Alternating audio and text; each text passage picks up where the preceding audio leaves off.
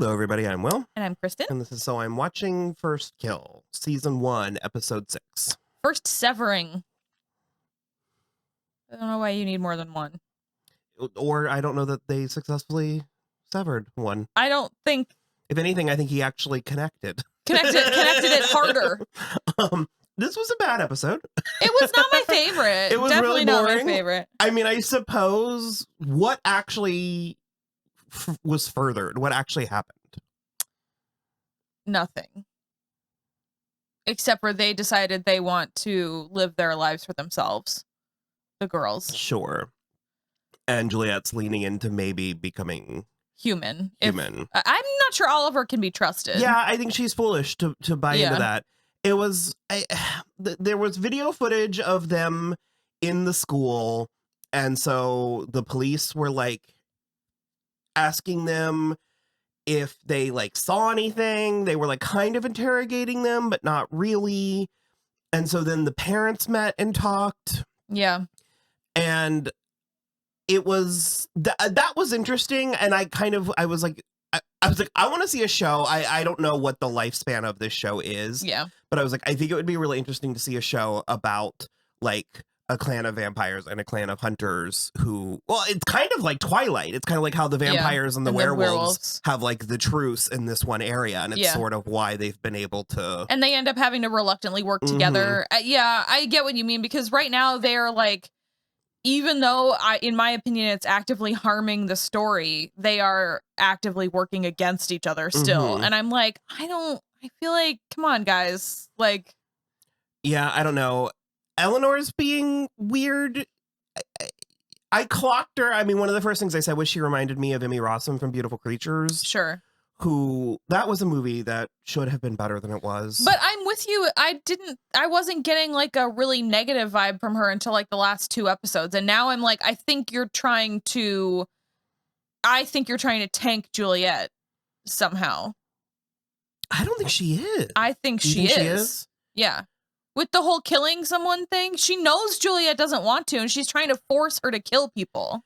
So maybe this is my bad for taking her at her word, but she seemed like she's trying to get her over that hump, like over that hurdle where she's like, just embrace it. But also Juliet's right. It's like, well, and I was saying the same thing where I was like, if the wounds heal, and especially of all of the people, Eleanor, because she's the one that has the secret magic power to like glamour them or whatever. But she also seems to be the only one who is regularly killing people, because she has 2 separate collections of driver's licenses from the people she's killed. I had already forgotten about that. Yeah. You had to remind me the first time. And she said something about how like she's got a storage unit now too. Yeah, she was like mom and dad feed. And I was like, well, we haven't seen it.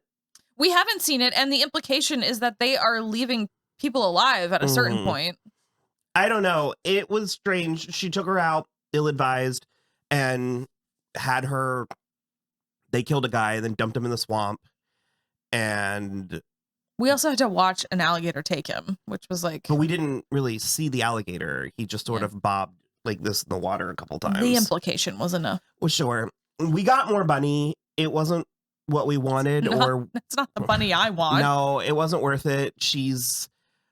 Well, they started MAM, which was Mothers Against All Monsters. And at first I was like, are they trying to go like a MAGA illusion with this? And I was like, maybe not. Like, maybe it's just fine. But then she threw down the lamestream media. And I was like, oh, I don't like any of this. No, it's no good. We mentioned that Theo was trying to sever Cal. I don't love how Cal, like, they're being so certain about things they're not certain about. Yeah, well, that was the other thing that bummed me out, too, because at first they're really uncertain about, we don't know all of the things that could be happening inside your body because she bit you. And I'm like, maybe research that and find out before you perform an unsanctioned pseudo-scientific exorcism. But then later, when they're actually setting up for the severing, Theo's rattling off all this stuff. And he's just like, it's colloidal silver to break the bond. And I'm going to flush it out with my blood, too, because I've already been severed, so I have antibodies. But they're also, no, but he said that with certainty, but moments before that, he wasn't even sure if he was bitten. Right. They were like, his mother was, and he might have been.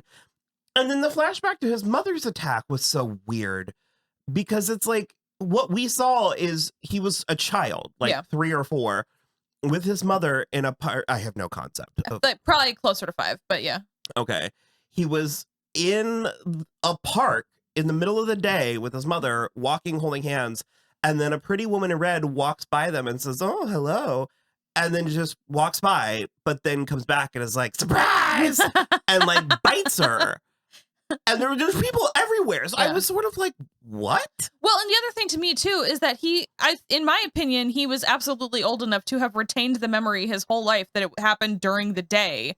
And this thing seemed what he was doing the only here. thing that was the weirdest part is it's like I would remember imagery of the day before I remembered the sensation of squinting. Sure. Like he was like, well, I was squinting, so it must have been daylight. And I was like, sure. Because also, like, what is your mom doing taking you in the park at night? It had to be during the day. And I also like, I mean, I get blocking traumatic experiences, but I think just as equal a case can be made for remembering it in vivid detail. Yeah.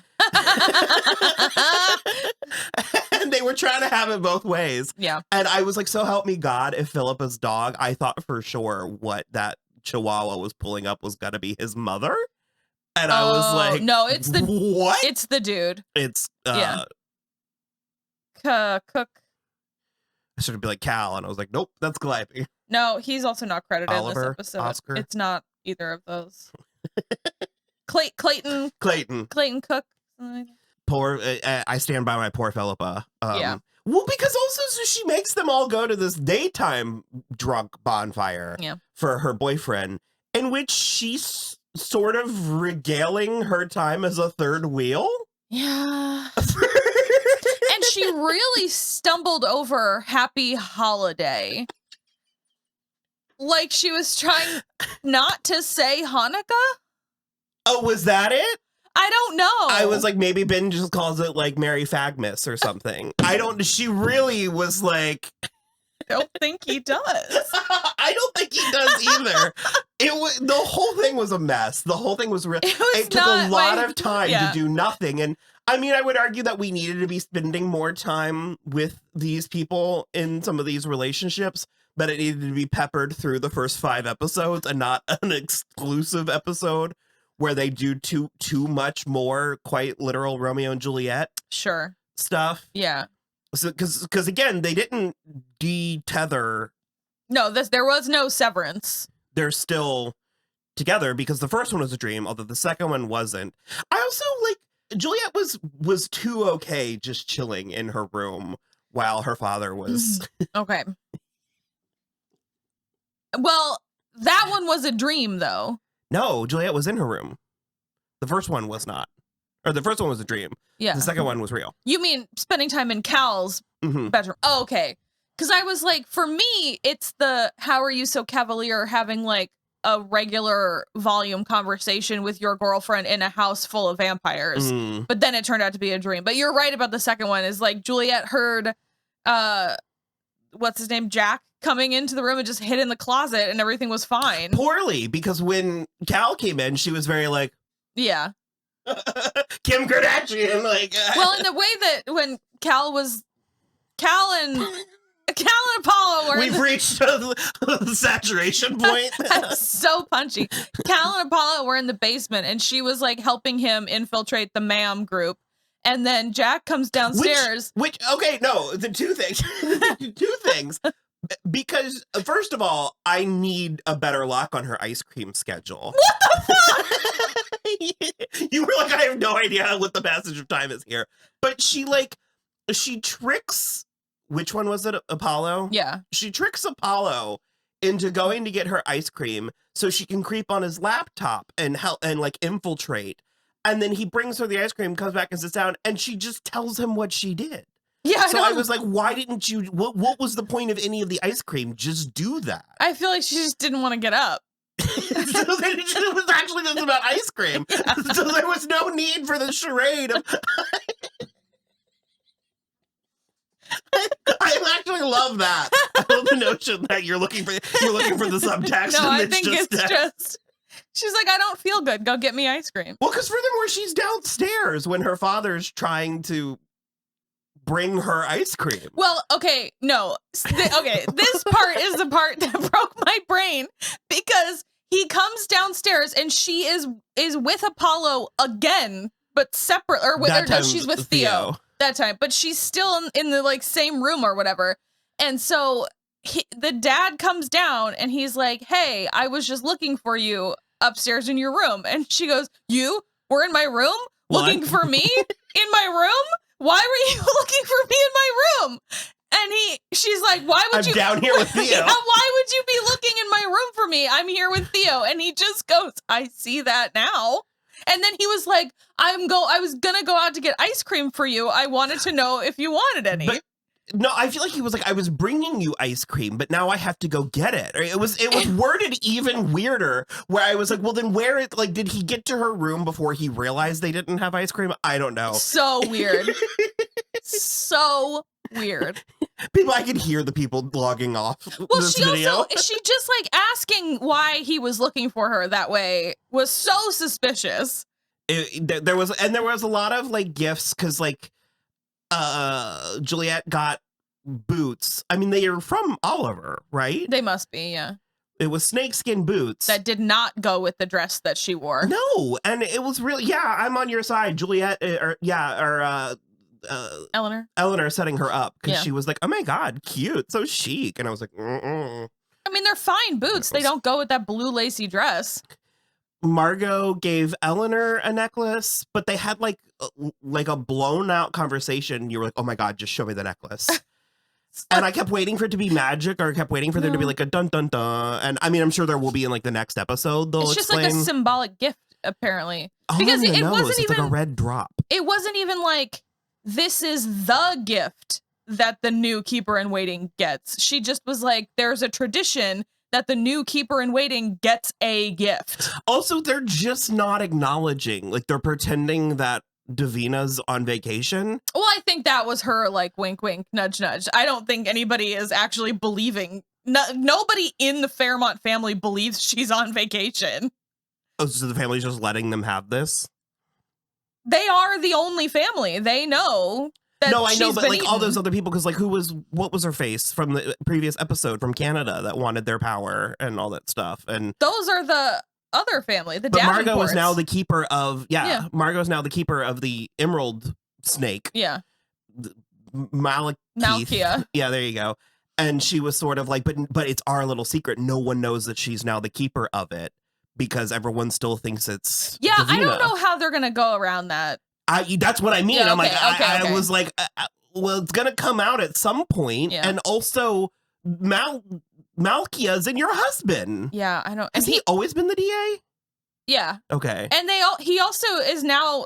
It's apparently just open season on jokes about eating people. Yeah, but also it blew their minds that witches could be real. I'm further away from it. This was a terrible episode. I'm gonna see it through, but of course. It was, and worst of all, it was boring. Yeah, it was not very exciting. Episode 5 was not episode 6 was not our favorite, y'all. That was mostly it. Ben and Juliet made up, and she's telling him about potentially being human.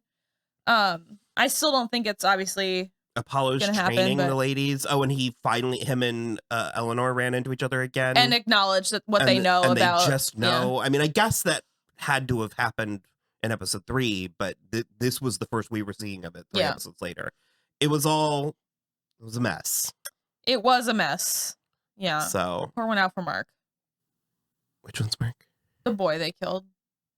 Oh. Yeah. Mm-hmm. He was cute. So, okay. All right.